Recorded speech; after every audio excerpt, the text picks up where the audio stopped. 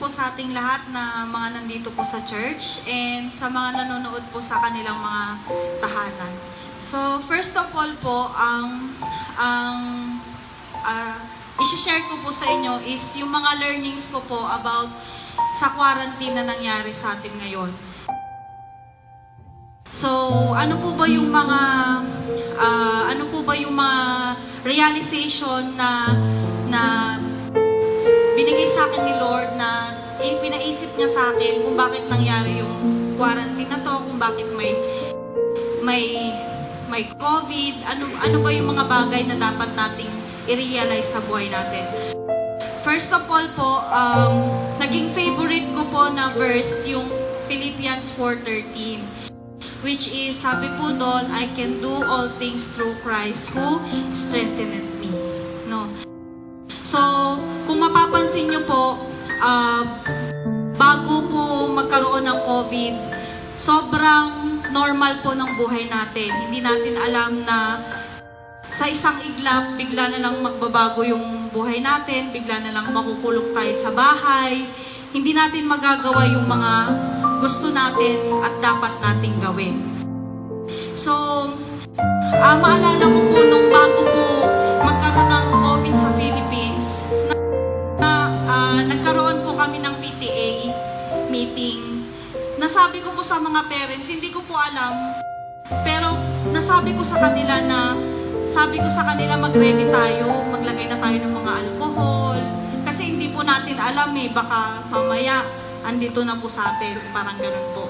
So, siguro, sinabi po sa akin yun sinabi sa akin ng Holy Spirit yun para mag-ready na ako or mag-ready na yung mga students natin.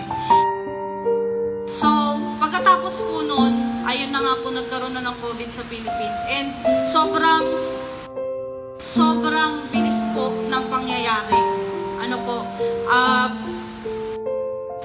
Sa sobrang bilis po, yung anak ko po na nasa Nueva Ecija, which is, ang alam ko po nung nag-lockdown tayo is Friday, uuwi po sana sila ng Saturday. So, can you imagine po yung feeling ng isang mother, sa mga mother po na nakikinig sa akin at sa mga parents po dyan sa bahay nila. Can you imagine po ilang months na, almost 4 months ko na pong hindi nakakasama yung bunsong anak ko. So, nandun po sila ngayon sa Nueva Ecija and through video call lang, minsan hindi pa ako pinapansin. Kahit na, sobrang kanta-kanta na ako doon. Parang ako na nga po yung pinapanood niya sa cellphone. Para lang po pansinin niya ako, ganun. So, sobrang hirap po. There are times na nagkakaroon po ako ng emotional breakdown. So, siguro lahat naman po tayo na-experience yun. Alam ko po na hindi lang ako yung naka-experience ng emotional breakdown. Ano po ba yung emotional breakdown? Yung emotional breakdown po is bigla ka na lang malulungkot. Parang wala namang nangyari sa akin maghapon. Pero bakit naiiyak ako? Wala namang dahilan. Parang ang lungkot-lungkot ko. Wala naman akong ginawa maghapon. Wala naman ako nakausap maghapon. So, yun po yung nangyari sa akin nung nagkaroon tayo ng ECQ. Lagi po yun, emotional breakdown. And then, naalala ko po yung Philippians 4:13. Di ba? Na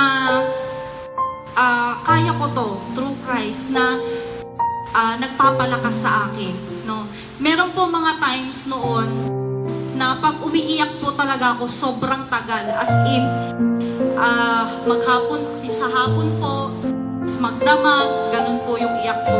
And then, habang tumatagal, nare-realize ko po na lahat ng mga nangyayari sa atin is permanent lang. Matatapos din po ito. And then, another realization po is, di ba po, sobrang busy natin bago mag-ECQ.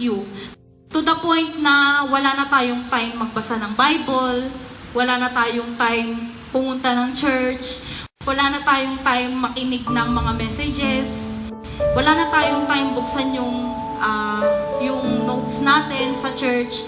And then here comes the ECQ. which is, napilitan tayo na magstay sa bahay. And then, wala tayong magawa. So, ayun po, hindi ko lang po sinasabi na wala tayong choice. Pero, sinasabi lang po sa atin siguro na dapat nating ma-realize na eto na yung time. O sabi siguro ni God, wala na kayong ibang excuse para hindi magbasa ng Bible. Wala na kayong ibang excuse para hindi manalangin. Wala na kayong excuse para magkaroon ng prayer, ng devotion sa family. So yun po yung mga realizations ko nung ECQ.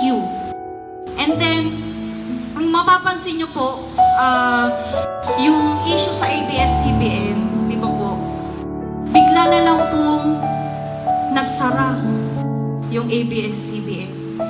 Bakit po kaya?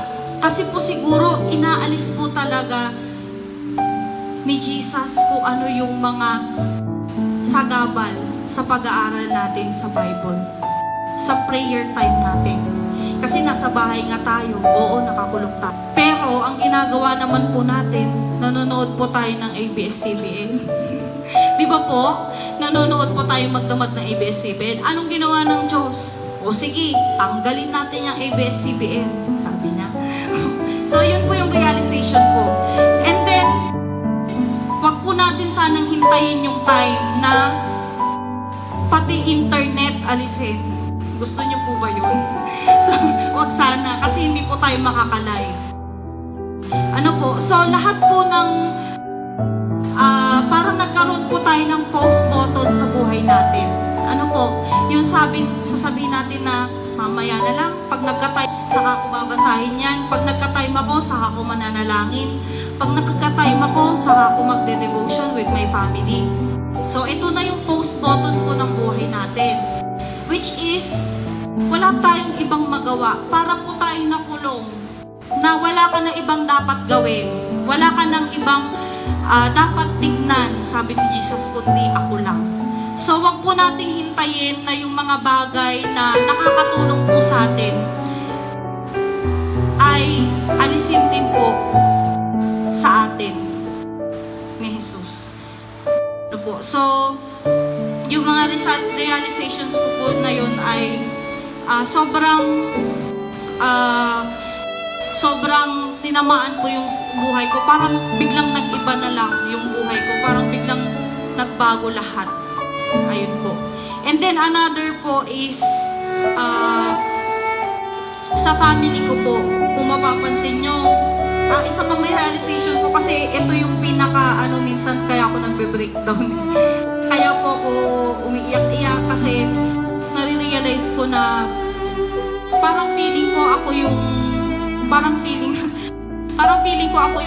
pinaka mababa na hindi naman po profession, yung parang estado sa buhay ng pamilya. So kung alam nyo po yung history ko, lahat ng kapatid ko, kuya ko sundalo, asawa ng ate ko sundalo, at ngayon yung bunsong kapatid po namin sundalo. So I kept asking God, pag nagpe-pray ako, ano po bang, Jesus, ano po bang, parang ano po bang part ko sa family? Parang gano'n na lang po yung iniisip ko. Kasi, parang lahat sila proud yung mami at daddy ko kasi sundalo sila. Sundalo yung asawa ng ate ko. Parang gano'n. Ba't parang ako ganito lang? Ano po bang part ko sa family? Ano po bang maitutulong ko sa family? And then, na-realize ko, parang may bigla na lang nagsabi sa akin, ang part mo sa family na yun is to pray for your siblings. Is to pray for your family. Kaya kita nilagay, parang kinakausap ako na, kaya ako nilagay sa situation na to, is to pray for my family. Kasi nga, sundalo po sila. Lagi po silang,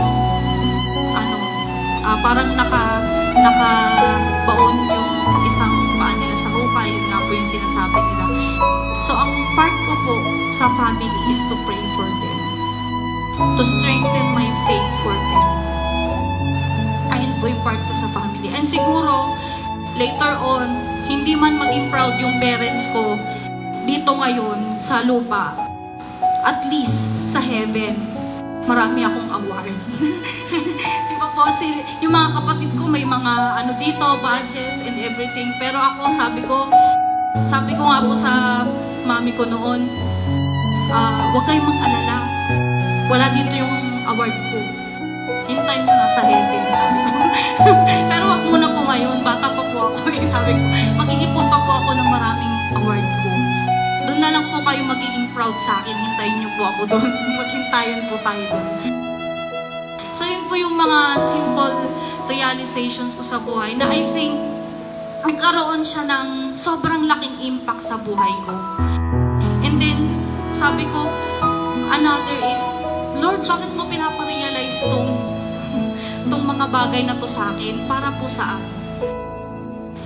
At yun na nga po, tinawag po ko ni Pastor kanina. So siguro, para dito po, ano po, hindi ko po talaga mapagtagpi-tagpi. Pero I will let the Holy Spirit speak. Kung ano po yung sinasabi niya, yung po yung lumalabas sa aking bunganga. So sometimes, we have to let God decide sa ating buhay. May mga decisions po tayo, may mga challenges po sa buhay natin na hindi natin alam kung ano yung answer. Sometimes, we have to trust God and then, we have to trust the process. Alam ko po na ngayon, sobrang hirap yung mga adjustment na nangyayari sa atin. Most especially dun sa mga tao na nakakakuha sila ng energy nila sa mga tao na nakapaligid sa kanila. Yung simple gestures like pagyakap or shake hands na bawal po ngayon. But I think everything has a reason po. And we only have to trust God in everything na nangyayari sa atin. I know this will end very, very soon. So, sana po yung mga natutunan natin, alam ko po na may kanya-kanya tayong natutunan during the ECQ. And then, kung ano man po yung mga natutunan natin, sana po wag po nating kakalimutan. Kasi, can you just imagine, we are part of a history. Diba? So, magiging part po tayo ng history later on sa mga books. Ay, nabuhay kami during that time. So, yun nga po, yung naging favorite ko, Philippians 4:13. Kung meron man po tayong emotional breakdown, I know God will strengthen us. And we just have to trust the process and trust God in lahat po ng nangyayari sa buhay natin. Yun lang po. Hello. Good afternoon po sa ating lahat. So, to add sa talk po ni Sister Ty Faith, kunti na lang po yung sasabihin ko dahil alam kong andun na po lahat. Ang masasabi ko po during the quarantine time, ito po yung time na yung mayaman tsaka mahirap parang naging pantay. Na gaano man kayaman, gaano man karami ng pera yung mga mayaman, wala ring magagawa yung kanilang pera. Mga sasakyan nila, di rin nila magagamit. So yung time na makikita mo na ang Panginoon, ginawa niyang equal ang mga tao, na walang silbi ang kayamanan, walang silbi ang sasabihin natin, yung meron sa kanila dahil wala nga, hindi nila. So yung time siguro na marirealize ng tao na hindi nila pwedeng mapanindigan yung mga bagay na ito. It's just material thing na hindi sila pwedeng ihatid sa, especially yung soul nila na ano. So yun yung isang na ano ko during the quarantine. And then one thing more, lalong na-strengthen yung family ties ng bawat family. Dahil talagang hindi makakalabas ang bawat isa. You have to stick to your own home. Na yung mga may ano, mas lalo pang na-develop yung pagmamahal sa bawat isa. Na-realize ko to kasi dito sa bahay, lalo na ang tatay ko, dahil alam po natin isa siyang Knights of Columbus. Tapos, dahil sa senior citizen din siya, hindi siya pwedeng makapunta ng church. So, yung kapatid kong bunso, na-establish nila yung kanilang family altar tuwing 6 or 7 p.m. 3 nights a week, Sunday, Wednesday, at saka Friday. So, nagpapasalamat ako na ginamit niya yung quarantine time para yung mga magulang ko mismo nakasumpong sa Panginoon. I praise God for that. And then, realization sa COVID. So, eto siguro yung time na marirealize, especially tayo mga Kristiyano, na there is urgency to reach out soul. Dahil parang wala ng time na dapat mag-double time ka, especially sa mahal mo sa buhay, na ayaw mo silang mapahamak. So, gagawin mo ang lahat para yung mga time ng mga ito ay ma-save yung kanilang soul na ayaw mong mapahamak sila. So, ito yung mga time siguro na walang ibang susumpungan natin kundi ang Panginoon. So, nasabi nga ni King Solomon na walang kabuluhan ng lahat kundi magtiwala sa Panginoon. Yun lang po. Masarap kayang dumating ang araw na sasabihin ng mga apo ng apo natin, yung lola ng lola ko nung kung sakasakali mang mangyari uli sa 2120 sa 2120 o tama ba yun 2120 kung mangyayari uli ito sa 2120 o 2119 o ano man, may kukwento ng mga yung lolo ko nung yung pananampalataya nila tumatag, diba? Nagkaroon sila ng family altar. Tapos naglalakad sila papunta ng church, diba? So napakasarap isipin yung history na yon, diba? Napapanood lang natin, nababasa natin sa history ng pandemic na nung 1918, diba? Nung 1918, lahat ng tao naka-face mask, pati yung mga ikakasal na kung nakikita natin yung mga itsura nila. Ito kayang, kung sakasakali mangyari uli after 100 years, ano kaya yung kwento naman ng ating mga apo sa panahon nila na nangyari sa atin? It's part of history. Kaya napakaganda. So anyway, tayo ay itatry natin kung meron tayong magandang connection, kung di man natin sila makasama rito, it's either ilalabas natin sa ating Facebook Live, para makausap natin sila, marinig natin yung kanilang testimony at kung ano yung pwede natin gawin. So napakarami pong gustong umattend sa church natin, but due to yung mga bagay na ito ay hindi po nangyayari. But anyway, gusto nating ihatid sa inyong mga tahanan ang service natin. Kaya alam ko yung mga testimony natin somehow ay ididil yung buhay ng mga nakakapanood sa atin. So tayo po ngayon ay maghanda sa ating pag-aaral ng salita ng Panginoon. At ito po yung pang-apat na linggo na pinag-aaralan po natin yung godliness. Alam nyo, napakaraming napapaloob doon sa godliness. Na isa sa mga natutunan ko na sa ating pag-aaral na yung godliness ay kalooban ng Diyos sa lahat ng mananampalataya. Diba? Ito yung pinlano ng Diyos, predestinated tayo na mabuhay in godliness. Katulad ng sinabi natin sa 1 Timothy, na we are predestinated to be in the likeness of God.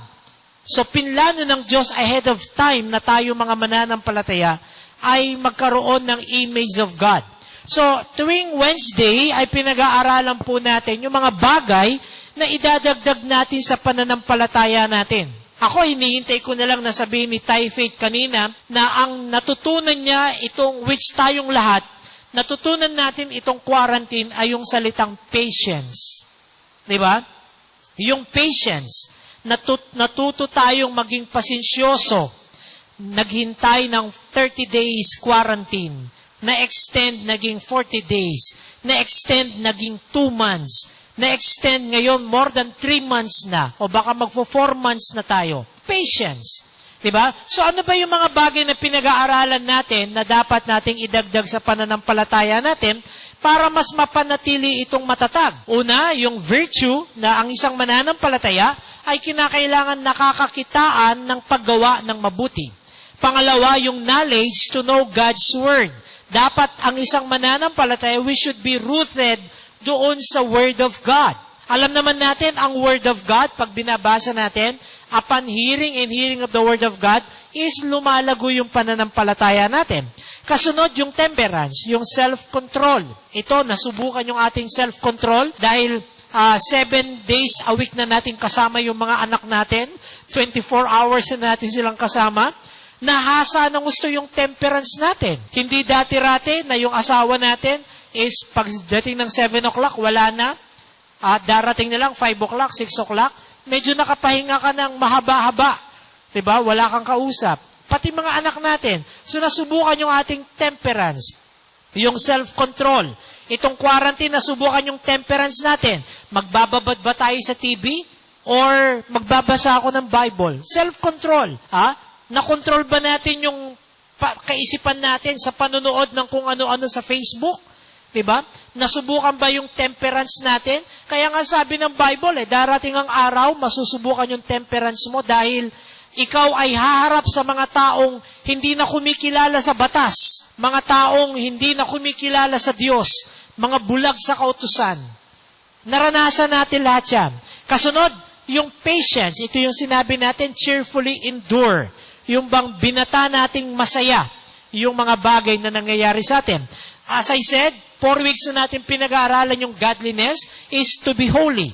So pinag-aaralan natin yung 4 na importance of temperance. Pero ngayon ay concentrate natin yung ating pinag-aaralan. Ano ba yung benepisyo kapag tayo ay lumago in godliness? Ano ba yung benefits natin pag tayo lumago in godliness? Sabi natin na encourage tayo with growing in godliness results in fruitfulness.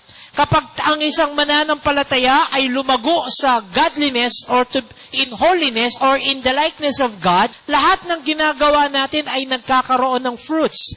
Even your business, our businesses. Kapag ginawa natin yung business natin in godliness, di ba? Nang walang panlilang, walang panlalamang, at merong kabanalan, ito'y magkakaroon ng fruits. Lahat ng mga bagay na gagawin natin ay magkakaroon ng bunga and in the knowledge of our Lord Jesus Christ. Pangalawa, pinag-aralan natin na growing in godliness results in assurance of salvation. Ito yung nagpapanatili na hindi natin sinasabing nawawala yung ating kaligtasan sapagkat ang ating paniniwala at ang tinuturo ng Biblia na kapag ikaw ay tumanggap kay Kristo, makatotohanan ng iyong pagtanggap ng may pananampalataya at tamang pagkilala kay Kristo, ang sabi ng Bible, meron tayong kaligtasang hindi nawawala. Pero ang kagandahan nito, the more na lumalakad tayo in godliness, ay nagkakaroon tayo ng mas matatag na katiyakan ng ating kaligtasan. Sapagkat yung paglakad natin in godliness ay magbibigay sa atin ng katiyakan ng kaligtasan. Bakit po? Dahil kapag ikaw ay lumalakad in godliness, ang iyong iniisip, ang iyong kaisipan ay nakafocus sa eternal.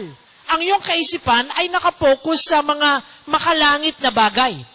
At kapag ang iyong kaisipan ay saturated ng mga spiritual na bagay, ang puso mo ay nagagalak at nakikita mo kung ano yung iyong patutunguhan.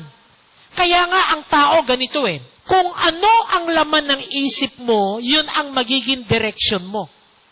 Nakuha ba natin? Kung ano ang laman ng isip natin, ito ang ating magiging direksyon.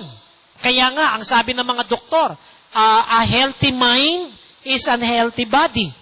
Pag meron kang malusog na kaisipan, malusog din ang iyong katawan. Isipin mong may sakit ka, anxiety, stress, distress, magkakaroon ka ng sakit. Diba? So, kaya nga, kung ang ating kaisipan ay pupunuin natin ng kabanalan ng Panginoon, kung ang ating buhay ay gugugulin natin sa imahe ng Panginoon, Ito ang magbibigay sa atin ng assurance of salvation. Now, hindi lang basta assurance of salvation, but yung katiyakan na anuman ang mangyari sa iyo, hindi ka malulungkot sapagkat alam mong meron kang patutunguhan.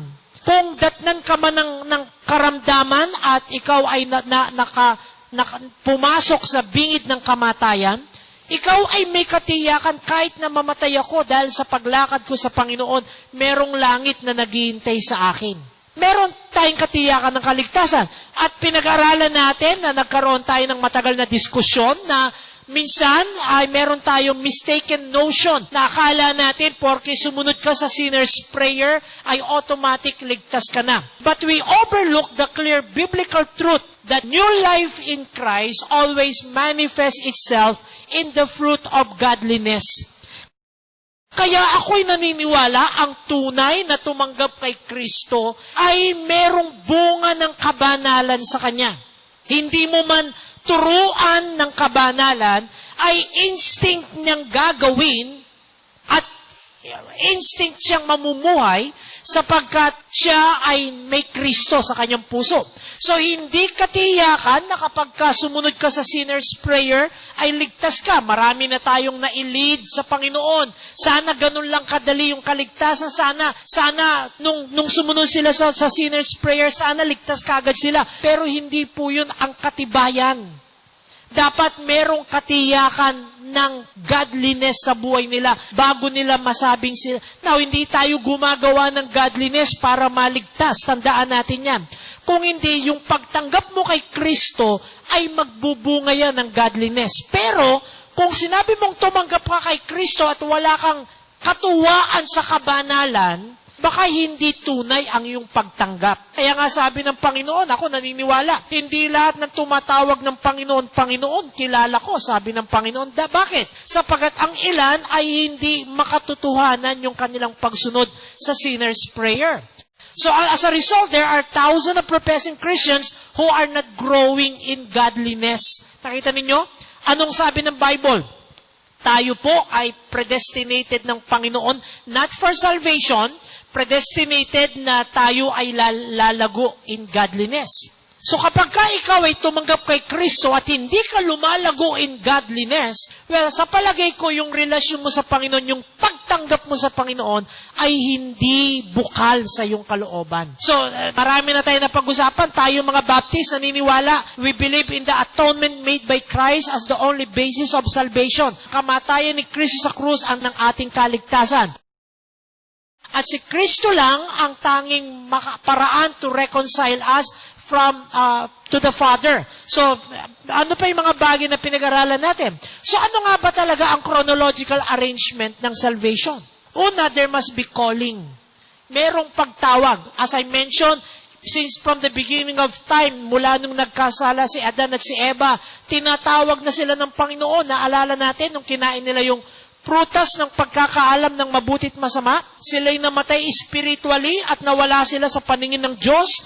Anong sabi ng Diyos? Adam, where art thou? Nasaan kayo? So tinatawag sila ng Panginoon for repentance. Diba? So ang salvation, it comes from call, merong pagtawag muna ang Panginoon. This means that we heard the gospel and God opened the eyes of our darkened understanding. Diba? So, meron tayong narinig na ebanghelyo ng Panginoon. Marahil ang papasok sa ating kaisipan, Pastor, paano yung mga hindi nakakarinig ng salita ng Panginoon? Pastor, paano yung mga nasa tribo? Paano yung mga nasa bundok? Hindi nila maririnig ang salita ng Panginoon. Pero alam ba ninyo, ang sabi ng Biblia, ang kalikasan ay nagpapahayag na merong Diyos. So, ang kalikasan, ang nature, ang nagpapaliwanag sa kanila na merong Diyos. Tignan po natin ang ating mga ninuno. Ano po yung paniniwala ng ating ninuno? Meron silang paniniwala sa tinatawag na bathala. Now, ano po ang definition ng salitang bathala? Lahat ng mga bagay na mas malaki sa kanila, siya si bathala. So, pag meron silang nakitang malaking bato, ito ay sasambahin nila sapagkat yun si bathala. So, ako'y naniniwala na ang Diyos ay nagbigay ng kaisipan sa tao para hanapin ang Diyos. Ang Diyos ay nagbigay sa tao ng spiritual hearing para marinig ang panawagan ng Diyos sa kaligtasan. At dinidil ng Panginoon ang tao. Kaya nga ang sabi ko, since from the beginning of time, ang mga prophet ang pinakabibig ng Diyos. At nung si Kristo yung nagkatawang tao, siya yung naging bibig ng Diyos. Sa panahon natin ngayon, tayo yung naging bibig ng Diyos. Diba? Katulad ng aking sinabi, ang Diyos ay patuloy na tumatawag sa mga tao para maligtas in Genesis chapter 3. Now, ano pa yung, tulad ng sinabi natin, ang mga prophets ang naging bibig ng Diyos at tayo ngayon ang pinaka-bibig ng Diyos sa panahon natin. In Ezekiel 18:23, have I any pleasure at all that wicked should die? Alam niyo, sabi ng Panginoon, hindi ako natutuwa na kapag ka ang tao namamatay nang hindi nakakakilala sa Diyos. Anong sabi ng Panginoon sa Psalms 116? Merong pleasure ang Panginoon kapag ka ang mga namamatay, mga matuwid. Diba? So kapag ka ang tao tumanggap sa Panginoon, yun yung matuwid. So ano pa yung makikita natin? During His ministry on earth, the Lord called sinners to repentance and salvation. Natulad ng sinabi natin sa Luke 24 verse 47. Hindi lamang yan. Pinag-aralan natin yung salitang predestination. Again, hindi tayo naniniwala sa predestination. Sapagkat ang ibig sabihin ng predestination, ito ay doktrina na pinipili lang ng Diyos ang mga maliligtas. Hindi tayo naniniwala na namimili lang ang Diyos ng mga maliligtas. Ito yung mga Calvinism na tinatawag. So hindi tayo naniniwala na pinili tayo ng Diyos for salvation. Pero ako'y naniniwala, pinili tayo ng Diyos for service. Na tulad nung talatang binasa natin, na pinili tayo ng Diyos para mabuhay in godliness. So sino po yung mga binigyan ng pagkakataon ng Panginoon na maligtas? Lahat ng tao ay binigyan ng pagkakataon ng Diyos para maligtas. Pero sino ang maliligtas? Yung tutugon sa panawagan ng Diyos sa kaligtasan. Ano po yung mga binigay nating mga talata? Nagbigay tayo ng mga talata na tayo ay naniniwala na hindi pinipili ng Diyos ang mga maliligtas, kung hindi ang kaligtasan ay para sa lahat. Ano po yung mga talata na yan? Revelation 3:20. Behold, I stand at the door and knock. If any man hear my voice, there is a calling. Nakita nyo? Nabasa rin ba natin sa salitang if any man? Hindi niya sinabing kapag tinugon ng aking pinili ang kasi yung predestination ganito Kahit hindi ka na tumanggap sa Panginoon, kung ikaw ay isa sa mga pinili ng Diyos, maliligtas at maliligtas ka. Kahit wala nang mag-witness sa'yo, kapag ka ikaw ay pinili ng Diyos, ikaw ay maliligtas. Total, pinili ka na ng Diyos, ligtas ka na. Yun ang kanilang paniniwala.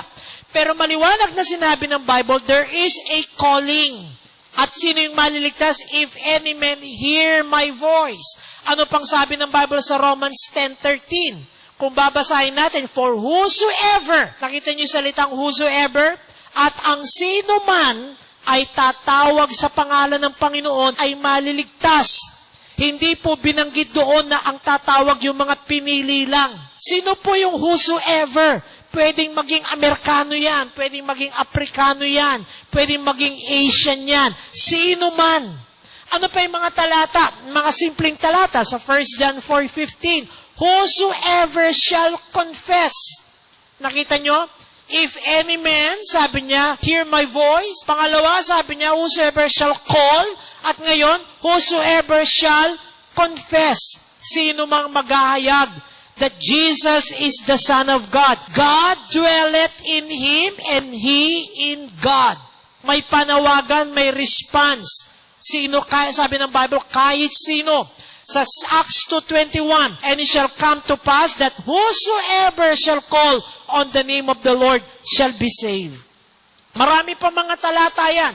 In Romans 10:11, for the scripture saith, whosoever believeth on Him shall not be ashamed.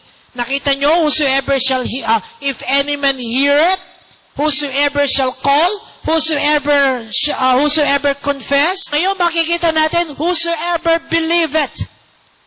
So hindi po binanggit yung pinili. kahit sino ang maniniwala ay maliligtas.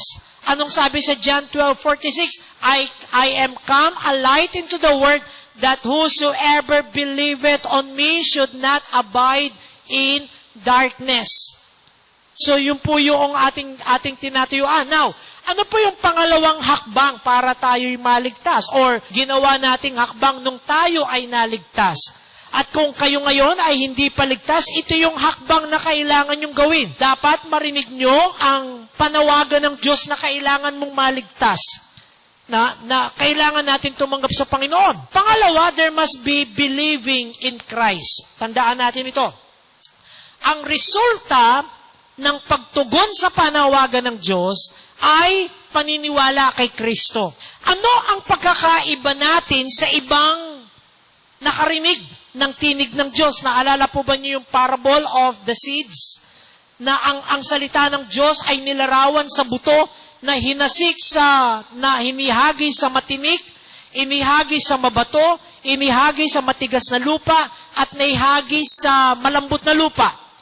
Ito ay larawan ng mga puso ng tao. Ibig sabihin, ang salita ng Diyos ay naririnig ng iba't ibang uri ng puso ng tao. Sa panahon natin, halos kahit saan ka magpunta ay maririnig, mababasa mo ang salita ng Diyos. Kahit saan ka magpunta, alam na nila ang John 3:16 na talagang rampant na ang pangangaral ng salita ng Diyos. Diba? Kasalanan na lang talaga ng tao kung hindi nila maririnig ang salita ng Diyos na tinatawag sila sa kaligtasan. Sapagkat ang tunay na nakarinig ng salita ng Diyos, ito ay nagbubunga ng paniniwala kay Kristo. Now, tingnan natin, maraming mga tao ang nakarinig ng salita ng Diyos. Kaya nga ang ilan ay umanib sa mga relihiyon na kanilang ginusto. Ngunit, ang pagkakaiba, yung kanilang pagkakarinig ng salita ng Diyos ay hindi wasto, kaya hindi pa rin sila naniniwala kay Kristo. Tama? Na ang ilan ay naniniwala na si Kristo ay isang tao lang. Ang ilan ay naniniwala na si Kristo ay isang maliit na propeta lang. Ang ilan ay naniniwala na si Kristo ay isang guro lamang.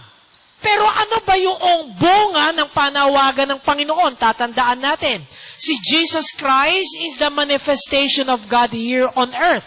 Kaya nga ang sabi ni Jesus Christ, ang nakakakita sa akin ay nakakita sa Ama. So yung tamang pagtanggap natin sa Panginoon ay magbubunga ng tamang paniniwala kay Kristo. Ano yung mga bagay na dapat nating paniwalaan kay Kristo? Una sa lahat, na si Kristo lang ang anak ng Diyos at wala ng iba. Bugtong na anak ng Diyos. Pangalawa, na si Kristo lang ang tanging tagapagligtas at wala ng iba. Ano yung mga bagay na paniniwalaan natin? Na yung kamatayan ni Kristo sa krus ay sapat na para iligtas tayo at wala na tayong kailangan pang idagdag. Kapag ang iyong paniniwala ay wala sa mga nabanggit na binanggit ng Biblia, at ito ay dinagdagan mo ng mabuting gawa at relihiyon, at pag-anib sa isang relihiyon para ikaw ay maligtas, hindi tama ang narinig mong kaligtasan. Sapagkat ang tunay na nakarinig ng kaligtasan at panawagan ng Panginoon ay magtutulak sa atin ng paniniwala kay Kristo. Anong sabi ng Bible? The result of our response to God's calling to salvation is repentance. Pagsisisi. Ulitin natin maliwanag ito. Anong klaseng paghingi ng tawad ang ating hiningi ng tawad kaya tayo ay nagbunga ng kaligtasan? Maraming nagsasabi, yung kasalanang nagawa nating kahapon, yung kasalanang binanamanan natin kay Adan at kay Eva, pakinggan niyo po ito. Yung kasalanan ni Adan at ni Eva, nanalaytay po sa ating dugo yan. Tama? At ang sabi ng Bible, si Kristo ay nagkatawang tao at namatay sa krus.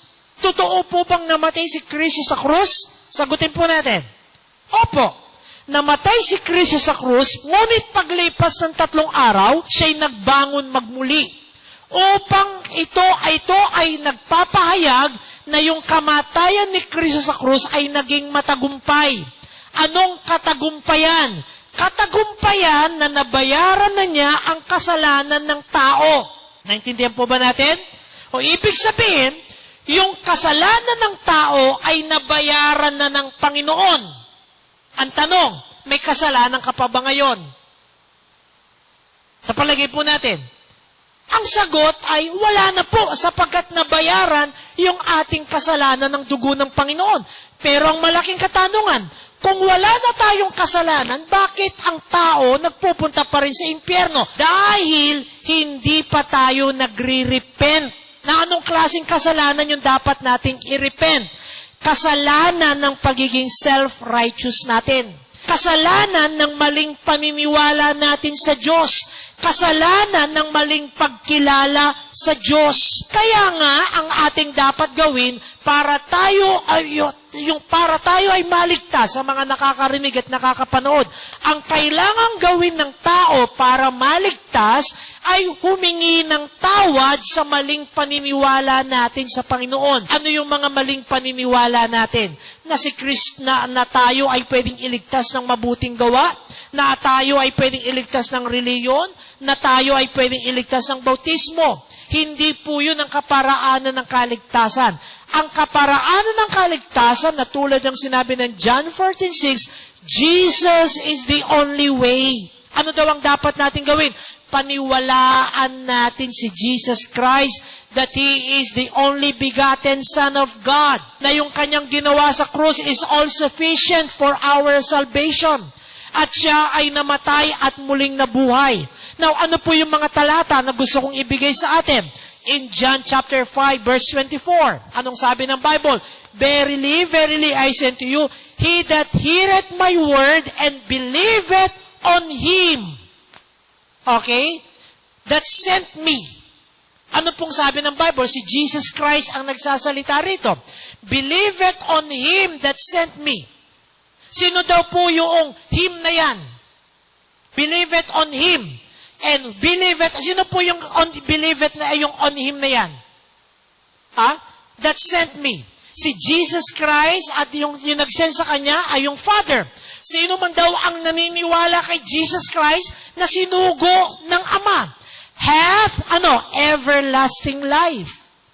So yung narinig natin ang tawag ng Panginoon for salvation at tinanggap natin ng Panginoon, ito ay magbibigay ng tamang paniniwala kay Jesus Christ. Kaya nga ako'y naniniwala, pakinggan nyo to, maaring ang ilan sa inyo, di nyo magugustuhan. Ako'y naniniwala, ang tunay na tumanggap sa Panginoon, tatalikuran niya yung ibang Diyos. Tatalikuran niya yung mga Diyos-Diyosan. Tatalikuran yung kanyang old belief about God. Hiningi mo na nga ng tawad eh. Ito yung maraming pagkakamali natin minsan. Hinihingi natin ng tawad, pero patuloy mo pa rin ginagawa dahil hindi ka tunay humingi ng tawad.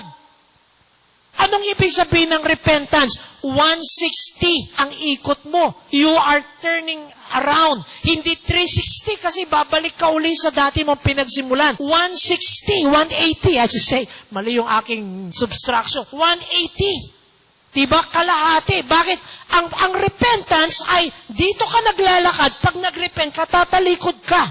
So ano po yung repentance ng ating salvation? Pinagsisihan mo yung iyong paniniwala, tatalikuran mo yung old religion. Ibig sabihin, not old religion, but your old belief. Kung dati-rati naniniwala ka sa ibang Diyos, mga Diyos na di gumagalaw, mga Diyos na gawa ng tao, sabi mo, tumanggap na ako sa Panginoon. Ang Panginoon lang ang aking kaligtasan. Si Jesus Christ lang ang aking Diyos. Hindi na ako sasamba dyan. Diba? Hindi na. Alam nyo, isang araw, meron akong kausap. Sabi niya, alam nyo, Pastor, tuwang-tuwa ako sa tatay ko. Bakit? Mula nung nag-a-attend siya sa church, napakalaki ng pagbabago. Bakit? Ano ba yung pagbabago? Minsan, sabi niya, meron kaming rebulto sa bahay.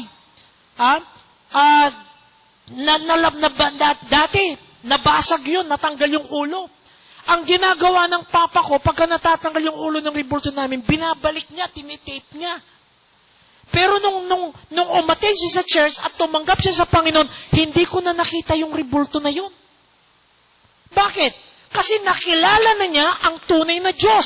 Pinaniwalaan na niya ang Diyos na namatay sa krus na siyang tanging kaparaanan ng kaligtasan. Anong sabi ng John 5:24? Verily I say to you, he that heareth my word and believeth on him that sent me had everlasting life and shall not come into condemnation, but is passed from death unto life. Ano po yung condemnation na yan? Paghahatol ng ating kaluluwa sa impyerno.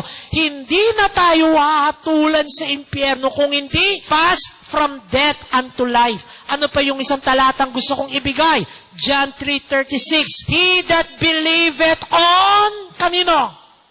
Nababasa ba natin? Basahin nga natin, sabay-sabay tayo. He that believeth on the Son hath everlasting life. And he that believeth not the Son shall not see life, but the wrath of God abideth on him. Napakaliwanag po ng sabi ng Bible.